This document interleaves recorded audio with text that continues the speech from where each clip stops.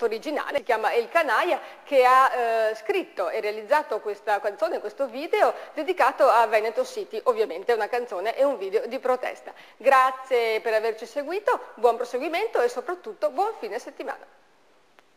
E con questa ultima notizia su Veneto City si conclude il nostro telegiornale. Buona serata a tutti.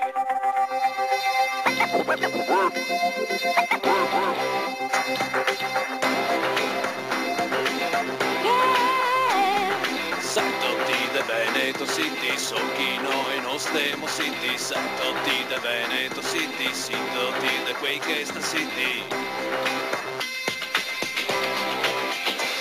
Milioni metri cubi di asfalto e di cemento. Dimmi adesso, ma chi che sei contento?